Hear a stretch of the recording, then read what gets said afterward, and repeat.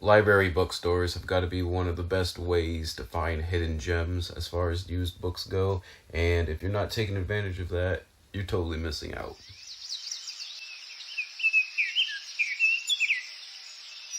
Hey, what's going on, everybody? Justin here, and in this video I want to go over the 10 books I picked up at a really cool used library bookstore in Down East Maine. Well, it's not really Down East Maine per se, but anytime I go down East Maine, I always check it out and whatnot. But yeah, they have a really nice like nature and science section. A lot of times the science and nature stuff is kind of relegated to like one little shelf or something, but they have, I think, like 4 or 5 like columns of shelves. It's so nice, and they vet everything, so it's like almost all of them have the dust jackets. They're not all ripped and beat up, and they're a little bit more expensive than like some thrift sale places where it's like $1 or $2 per book. But I think like the most you ever pay is $5 for like pretty much a pristine hardcover, so can't really complain. I really enjoy the quality, so I hope you guys do too. And I'm already rambling way too much, so let's just go ahead and get started. This book haul consists of about 1/3 of all the books I think I bought all year, probably a little bit more. I think I might have only bought like maybe 25 so far, and then here's 10 right here, but let's just go ahead and get started. First up, we have Pylos and Sphacteria, 425 BC, Sparta's Island of Disaster by William Shepard. And this is one of those Osprey publishing books. I got a whole, well, not a huge stack actually, but quite a few different things kind of going on right here. They have a bunch of different series, like Warrior Series, Men at Arms, Elite, things like that. This one is a campaign book, so it's all about the campaign of Pylos and Sphacteria, which was during the Peloponnesian War between the Athenians and the Spartans. And for those who don't know, kind of what this engagement is just the gist of it. The Athenians kind of establish a beachhead, kind of like down on the Peloponnesus, and after like kind of some skirmishing, a little bit of battling, kind of stuff like that, eventually about 400 Spartan hoplites got stranded on Sphacteria, which is a little island off the coast. And eventually, after everything was said and done, Athenians put enough pressure on where the remaining, I think like 300 or so Spartans literally surrendered to the Athenians for safe passage, which doesn't sound like a big deal. I guess a couple hundred Spartans like kind of surrendering and losing the battle, but it kind of broke the image of like Spartan invincibility and how they were so much better than every other person, or every other hoplite I should say, in the Greek world. And granted, it's just a lot of it was they weren't used to kind of unconventional like non-hoplite warfare. Anyways, like I said, I've read some stuff on the Peloponnesian War, got some stuff over there. If you haven't read like Donald Kagan's work on it, that's probably like the gold standard. But like I said, I love collecting these books. They're super detailed. You get lots of good images, plates, maps, all kinds of like really cool stuff. So yeah, definitely check it out if that's something that you think you'd be interested in, for sure. And also all their illustrations and images and whatnot are historically accurate, like to the, I guess best standard available based on like archaeology and things of that nature.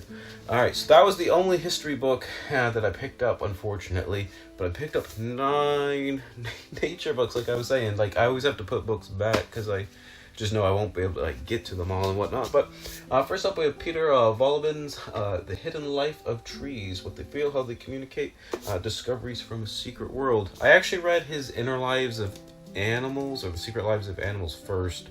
There's like a trilogy of these books. I think another one is like Hidden Signs of Nature or something like that. And I'm not gonna lie, I did not like the Inner Lives of Animals was like kind of okay. It was very anecdote-y kind of stuff.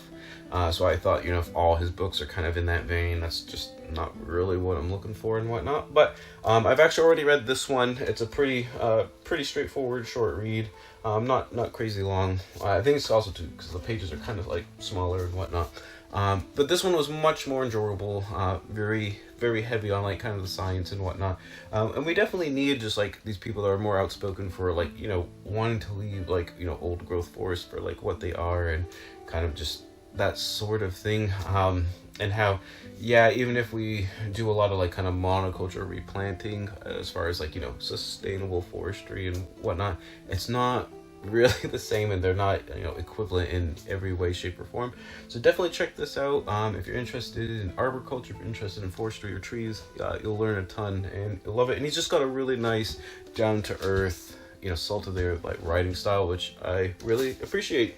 All right, next up we have a super famous person. We got Jane Goodall, Seeds of Hope. Wisdom and Wonder from the World of Plants. I have another one of her books, but I haven't read that one either.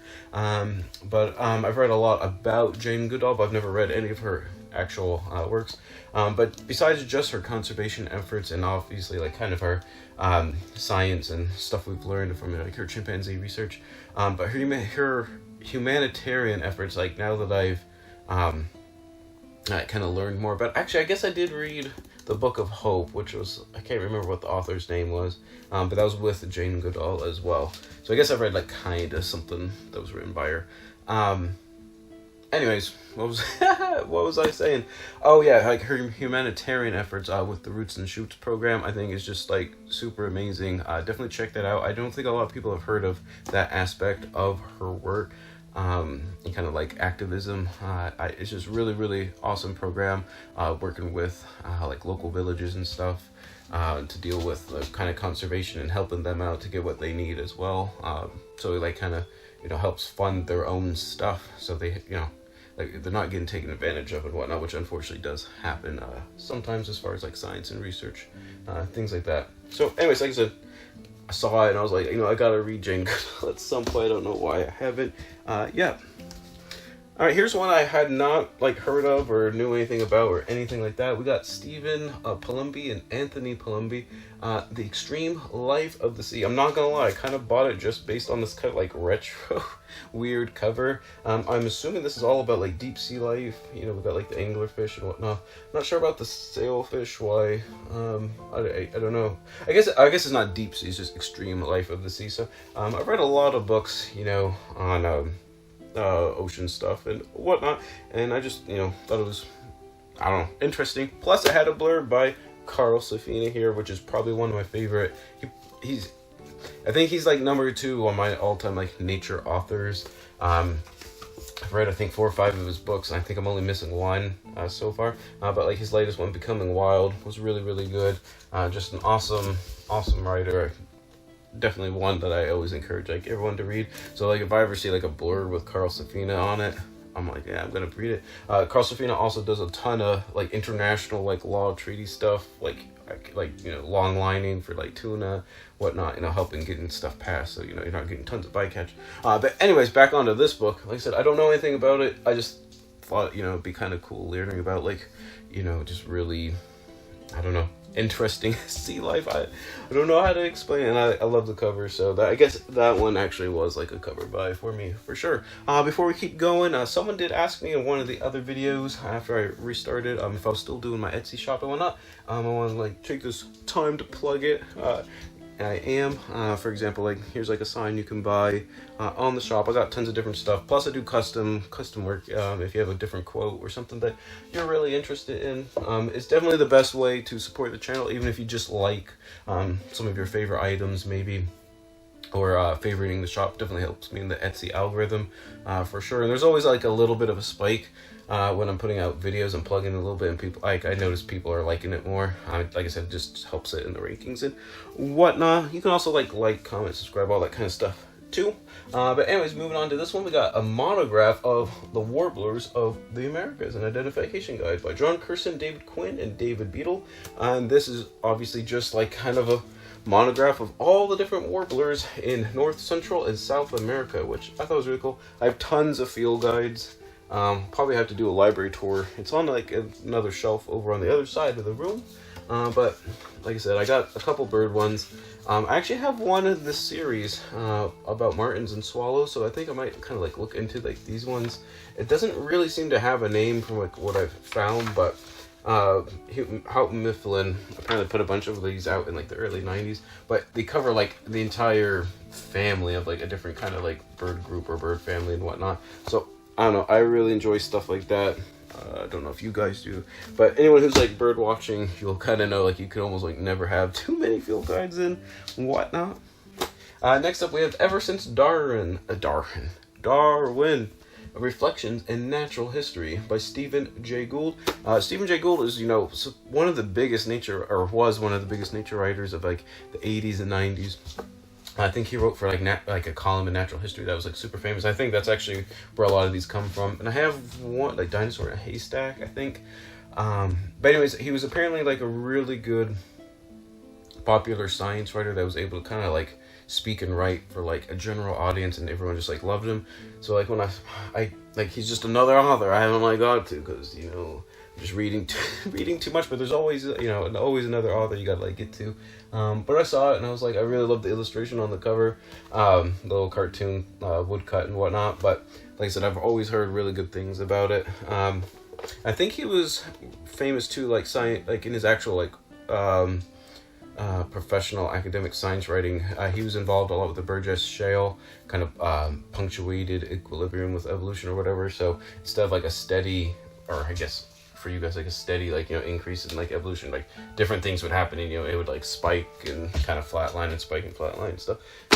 Anyways, like I said, he's just another author I gotta get to at some point, because I've never heard really anything bad about the writing. This is one of the books that I'm reading right now. It's Tigers in the Snow by Peter Matheson. And Peter Matheson was one of those authors that I was just like basically talking about. Like, I have a ton of works, a bunch of different. He's got a bunch of different like kind of travel, nature, exploration kind of like books. I first heard about him for The Snow Leopard, which apparently is a really famous book that won the National Book Award or something like that, I think in the 80s. But anyways, this is all about the Amur tiger, and I can definitely see why he was such a prolific and famous writer. As you can see, he's got a whole bunch of different stuff, Wildlife in America, Blue Meridian, Sand River, and Spirit of Crazy Horse, by Cal Shadows of Africa. He's got like biography, travel writing, nature stuff, conservation, all kinds of good stuff, and I'm about halfway through it. I'm learning a lot. I think it is a little bit dated, because I think it was written in the late 90s or around 2000, if I want to remember. So like some of the stats just from like my other readings like don't really line up per se, obviously, but that's kind of a good thing, because in some areas the tiger conservation is actually doing fairly well. So it's going to be interesting after I finish the book to kind of read up about the current state of tiger conservation around the world. Alright, next up is an author I have read before. This is The Animal Dialogues, Uncommon Encounters in the Wild by Craig Childs. I don't know much about this book per se, but I do know he has several, and one of his, I remember when Atlas of a Lost World came out. That was like one of my favorite books of the year when I read it, which is all about kind of like the flora and fauna and history of the ice ages. Which I just really, really enjoyed. I'm not 100% sure what this one is going to be about, but it's kind of like a bunch of different like anecdotes of like researchers and scientists encountering animals, out in their like natural state and stuff. And I guess it kind of makes me want to be like, why didn't I just like stick with the sciences when I was in college and whatnot, and have like an actual field research kind of thing going on. But anyways, I can vicariously live through like some of their experiences, I guess. Here's a book that was really, really interesting. At first I was like, what am I gonna do with this? It's Ahabs Rolling Sea, A Natural History of Moby Dick by Richard King. I had never heard of it before, but it has actually quite a few reviews like online and whatnot. But it's what it is almost like kind of like a not a commentary per se, but it kind of goes through Moby Dick by Herman Melville. But a lot of the like nature and like natural history and like whaling aspects of the book are kind of like broken down and looked into like in a deeper dive, which is kind of ironic because a lot of people really hate those like random chapters on like the history of whaling in Moby Dick and whatnot.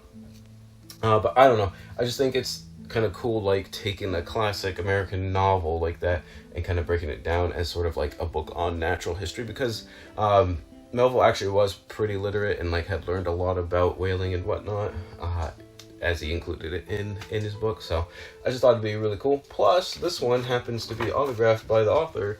We got Richard King for fellow historian. Hope you approve, Rich. So I thought that was actually pretty neat, and that didn't hurt, and it didn't even cost more that it was like autographed. So I think that was pretty neat as well. And kind of saving best for last, maybe, is David Attenborough's The Life of Birds. I've read his Life trilogy so far, and this is like kind of in that big book format where there's tons of photos and whatnot. And everyone loves David Attenborough, love his documentaries, all kinds of stuff. I've seen The Life of Birds, like the film documentary and whatnot. So it's gonna be cool just to have like kind of the accompanying book. So maybe I'll read it, then watch the documentary again, even though it's I think a little bit dated now. But like I said, just really cool. Add to the collection. I have read David Attenborough, so there you have it. Those are the 10 books that I picked up in the month of August, and I don't think I picked any up in like June or July. I think I might have picked up a couple in June. But anyways, let me know what you think of any of these books. If you like any of these authors or any of these titles, if you've read them, let me know in the comments down below what you thought of them. And also let me know what your favorite book that you picked up recently is. I'm always on the lookout for great books, and whatever book you end up picking up next time, always remember, read victoriously.